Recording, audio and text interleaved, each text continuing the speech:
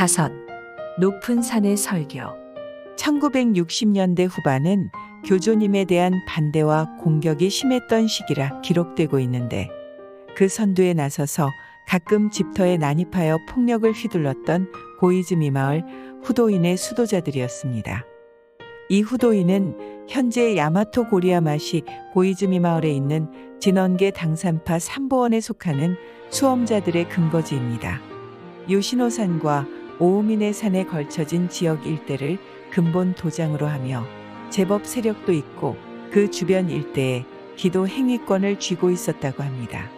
당시 집터에 돌아와 신기로운 구제를 받는 사람들이 늘어나자 그들은 자신들의 허락도 없이 그러한 종교 행위를 하고 있는 것은 괘씸한 처사며 영업방해라고 주장했습니다.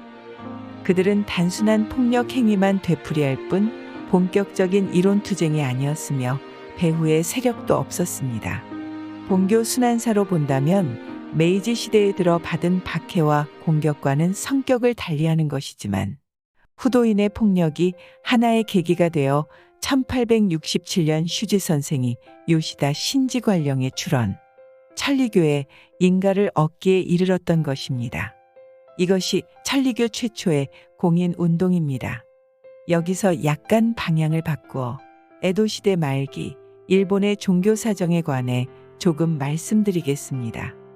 이 배경을 알게 되면 천리교와 타종교가 어떻게 다른지, 왜 천리교가 심한 박해와 공격을 받아야 했었는지 등이 어느 정도 이해되리라 생각합니다.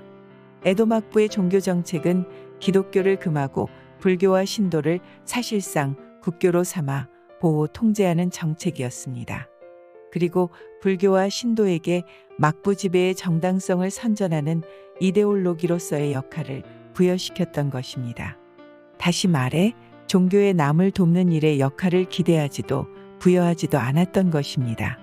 따라서 종교인은 사람을 구제하지 않아도 되는 대신에 윗사람이 하는 말에 순종하라.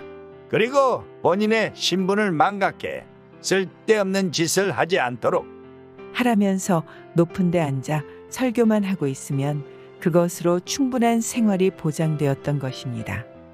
이러한 상황으로 종교는 완전히 직업화되어 있었던 것입니다. 훗날 친필에서 높은 산의 설교를 듣고 진실한 신의 이야기를 듣고서 생각하라. 3회 148. 고 가르치셨는데 당시의 종교는 높은 산의 설교였던 것입니다.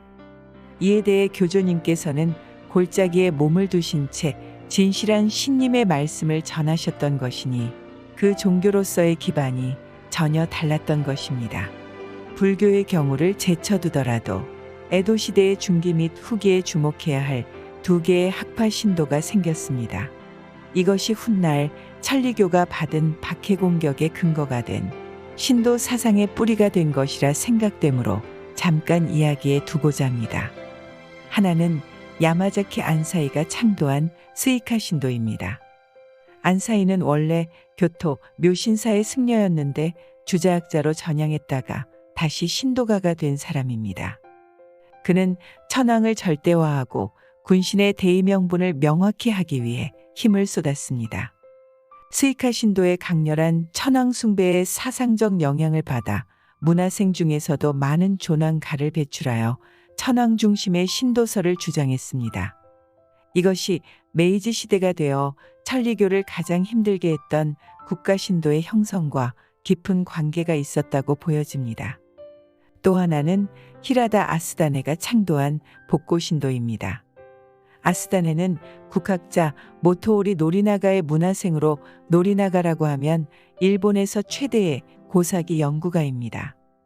아스다네는 그 학통에 따라 신화시대의 신들을 숭배하고 천황의 충성을 다하는 것이 첫째라고 주장했습니다. 그 천황 숭배의 절대화 근거를 고사기, 일본서기를 비롯한 고전에서 찾았던 것입니다. 그가 죽은 후 문화생은 1300명이 넘었는데 메이지 유신이란 정치 투쟁 속에서 복고 신도설은 정치적 이데올로기로서도 큰 힘을 발휘했습니다.